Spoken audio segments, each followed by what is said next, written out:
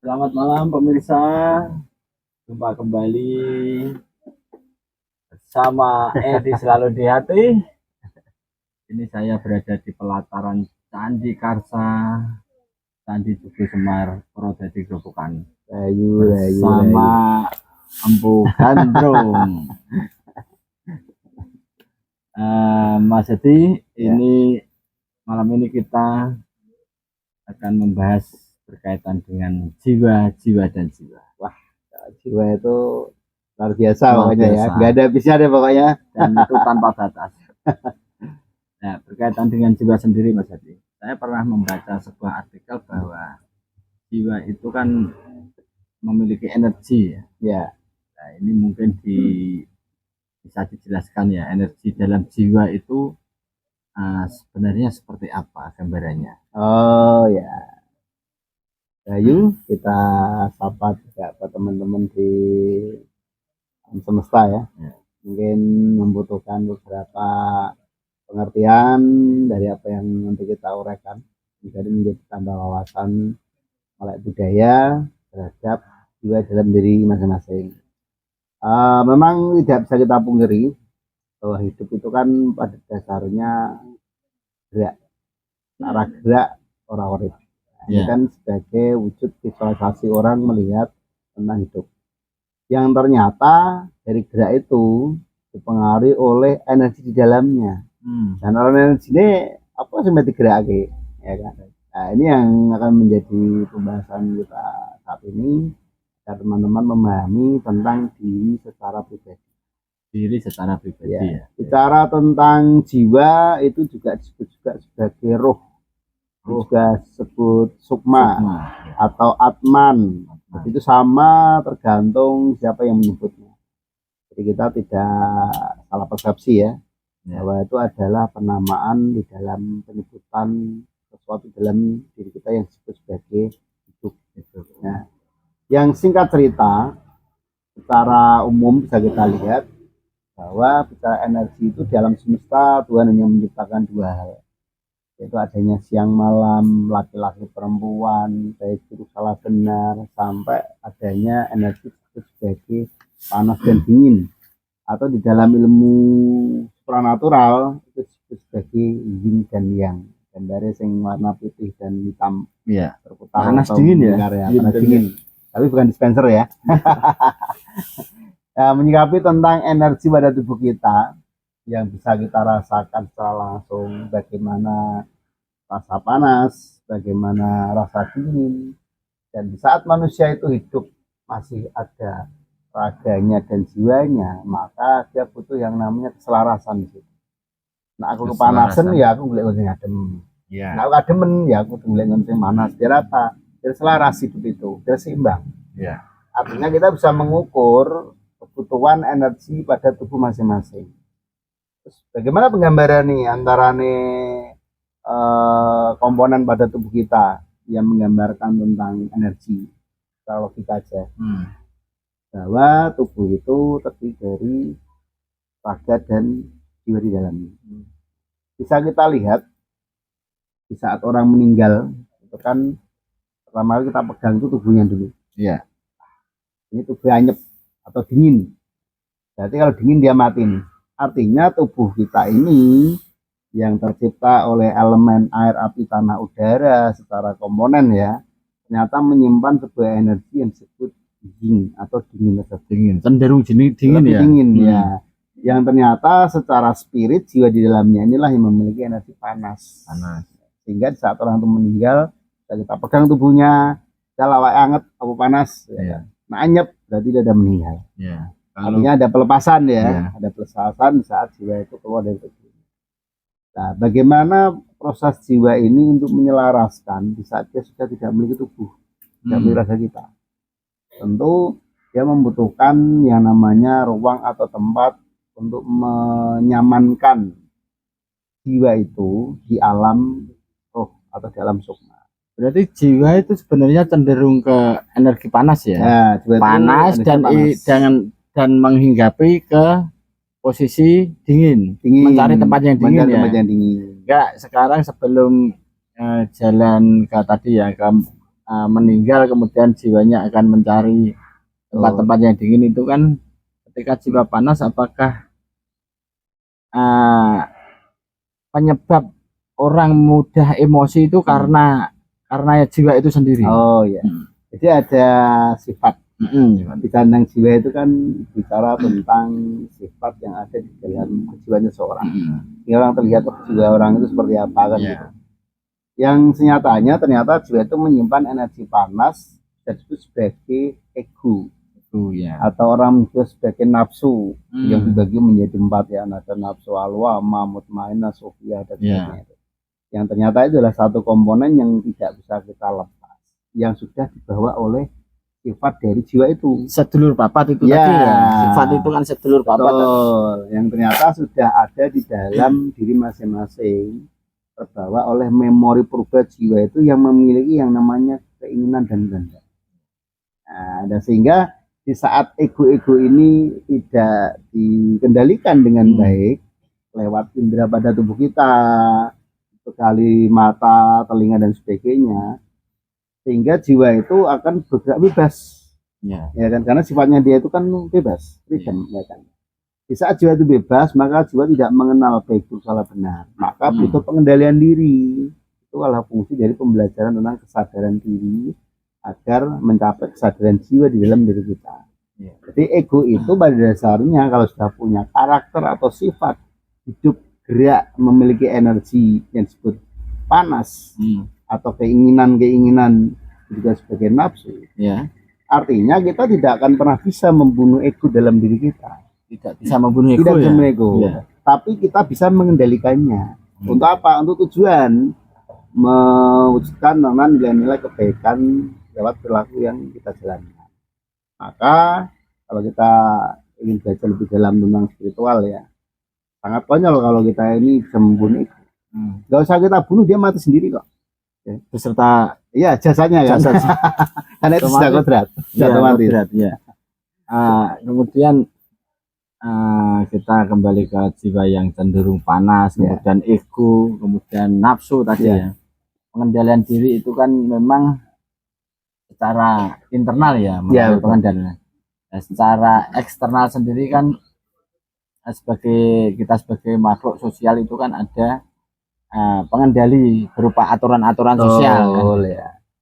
Nah itu berarti seandainya tidak ada dia kendali di dalam masyarakat, tidak ada aturan, itu berarti kan jiwa itu sifatnya bebas ya, freedom, pengennya los ya. Betul ya.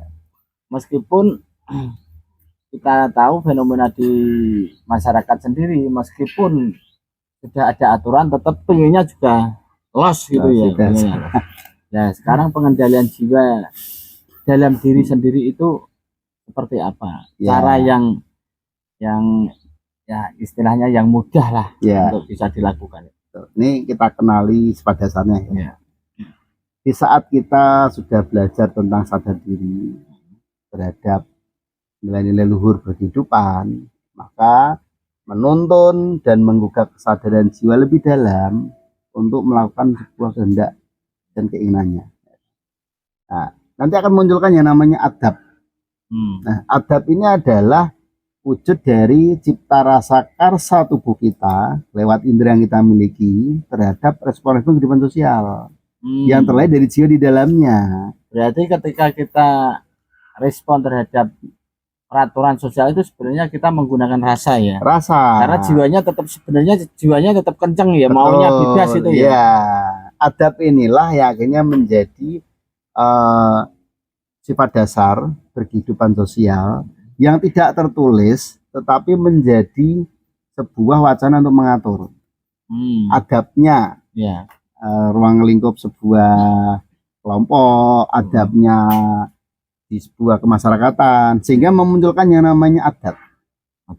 Adab yang menjadikan nilai kebaikan yang tercermin dari jiwa dalam tubuh kita, yang akhirnya digunakan untuk berperilaku, berkepribadian, hingga menciptakan hukum tidak tertulis bernama adat. Adat menjadi adat, ya kan, sehingga memunculkan yang namanya norma-norma di situ. Nah, di dalam merangkul kebersamaan yang lebih luas, ya kan? Dan itu pun juga tidak tertulis juga, karena disepakati oleh adat tertentu bahwa ini loh normanya orang Batak, normanya orang Baduy, normanya orang Jawa, ya kan? Yang akhirnya menuntun menjadi sebuah tata aturan perundang-undangan secara menyeluruh, disebut sebagai pasal-pasal yang mengatur adat-adat norma yang terjadi di masyarakat kita. Itu kan karena perkembangan ya. Perkembangan. Tujuannya adalah untuk menata kehidupan yang lebih harmonis. Ini kok pakai norma saja kok enggak jalan, berarti harus ditulis ya. Betul ya. Ditulis ya masih tidak jalan. Nah, ini nanti akan ada fenomena apa lagi setelah peraturan-peraturan, karena juga pelanggar peraturan itu juga masih banyak juga. Masih banyak. Hal kecil kita melihat pelanggar peraturan lalu lintas saja juga sudah ditulis ya, itu tertulis, hukum tertulis. Ya mungkin itu bagi yang masih melanggar peraturan itu kan berarti dia masih istilahnya masih menggunakan jiwa ya, berpikirnya intinya nyobyo jiwa itu loh ya. Tapi ada beberapa daerah, mana aja daerah istimewa ya. Contoh aja yang dari Bali. Meskipun secara adat norma di dalam sebuah kemasyarakatan terjadi kesepakatan tentang tata aturan, bahkan pemerintah pun mengatur tentang undang-undang pasal-pasal yang mengikat sebuah kegiatan. Kenyataannya di saat kita mau beribadah nih, mungkin di Bali sudah menjadi keseharian ya, dengan pakai udeng yang satu sanggulan, ya kan, dan tujuannya benar-benar untuk peribadatan, maka ada dispensasi pasal itu diberi kelonggaran untuk tidak mengikat sebuah hukum adat norma yang berlaku di sebuah masyarakat tersebut. Jadi kalau kita di Bali nih, mungkin teman-teman yang dari sana kan sering melihat kalau udah pakai udeng sama sanggulan mau ke pura ya, dari pihak pengatur kebijakan pun juga memaklumi. Aku tunggu helm gitu. Ya, karena tujuannya sendiri bukan hanya keselamatan ya, tapi bertujuan kepada persembahan atau kegiatan peribadatan. Dan itu tertentu, tidak setiap hari seperti itu. Ya, dan mungkin juga yang menggunakan udeng itu mungkin sudah lebih hati-hati daripada menggunakan helm kan, karena dia tujuannya kan mau beribadah, kan juga tidak berbahaya dalam menggunakan sepeda motor. Baik, kemudian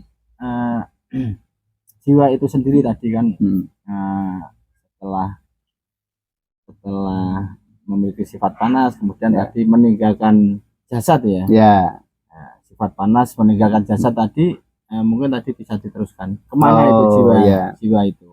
Ya, kembali lagi pada sifat dasar bahwa jiwa itu hidup. Jiwa hidup ya. Kalau jiwa itu hidup, berarti dia memiliki sifat karakter untuk bergerak. Ya kan. Nah, bergerak bebas tadi betul. Bergerak inilah yang menuntun dia untuk mencari yang namanya satu, keamanan, kedua, kenyamanan, ketenangan batin atau ketenangan jiwa itu sendiri, sampai mencapai pada ruang tempat yang dia merasa itu adalah rumah bagi dirinya.